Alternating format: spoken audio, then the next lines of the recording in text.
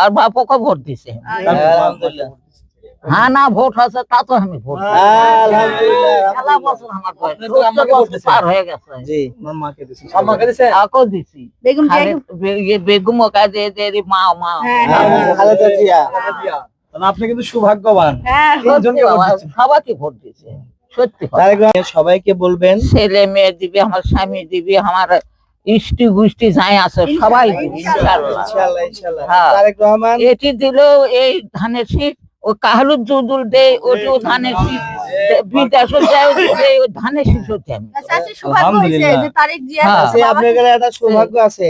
এই যে তারেক রহমান আপনি জানি জিয়াউর রহমানকে ভোট দিয়েছিলেন, আপনি যে খালেদা জিয়াকে ভোট দিয়েছিলেন, আপনি কিন্তু 3 দিছি। প্রজন্মকে ভোট দিচ্ছেন, তাই না? দিছি, হ্যাঁ। রহমান আপনাদের নিয়ে একটা পরিকল্পনা করছে।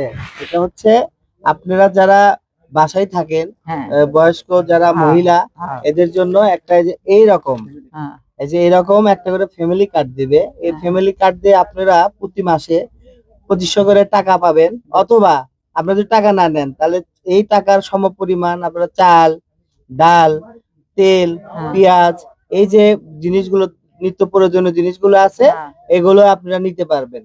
তারেক রহমান আপনাদের জন্য পরিকল্পনা করছে। আপনারা যেমন তারেক রহমানকে ভালোবাসেন, তারেক রহমানও আপনাদেরকে ভালোবাসে। ঠিক আছে আর আমাদের বাবা। মাদেরকে ভালোবেসে তারেক রহমান এই পরিকল্পনা হাতে নিছে।